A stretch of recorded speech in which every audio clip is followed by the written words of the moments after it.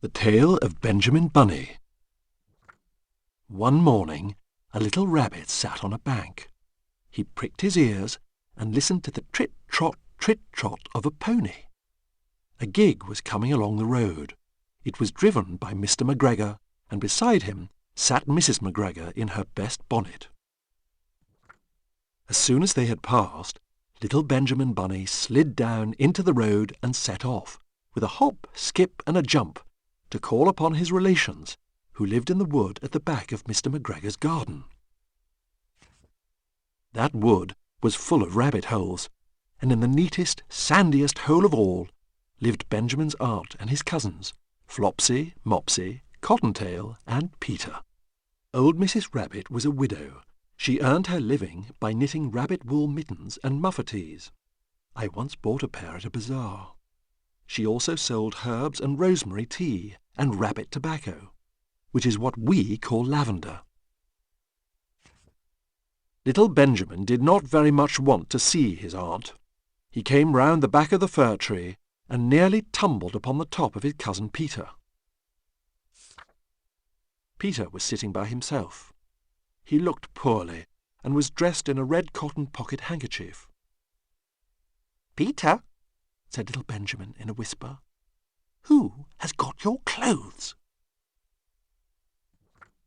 Peter replied, "The scarecrow in Mr. McGregor's garden," and described how he had been chased about the garden and had dropped his shoes and coat. Little Benjamin sat down beside his cousin and assured him that Mr. McGregor had gone out in a gig, and Mrs. McGregor also, and certainly for the day, because she was wearing her best bonnet. Peter said he hoped that it would rain.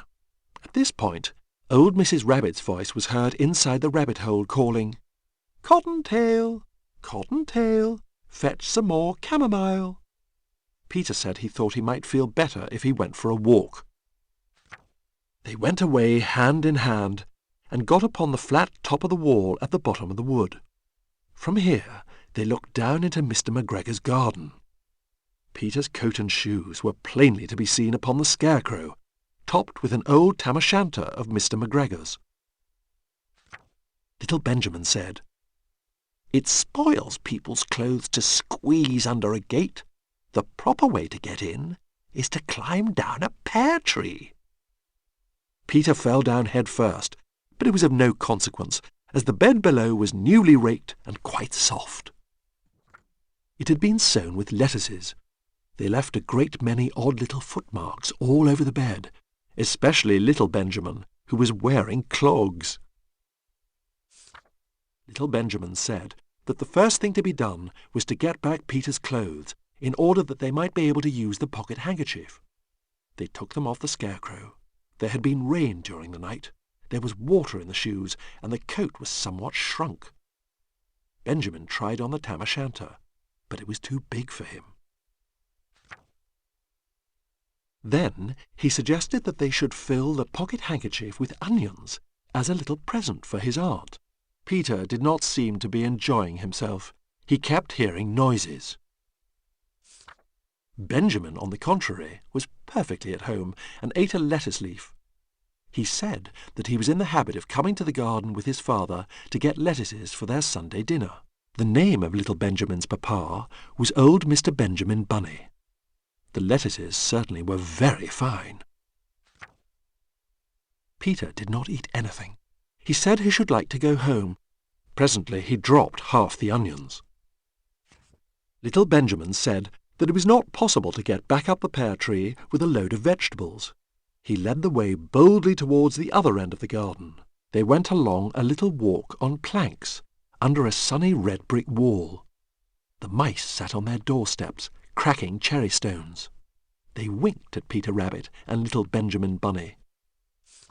Presently, Peter let the pocket handkerchief go again.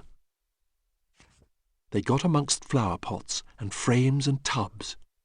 Peter heard noises worse than ever. His eyes were as big as lollipops.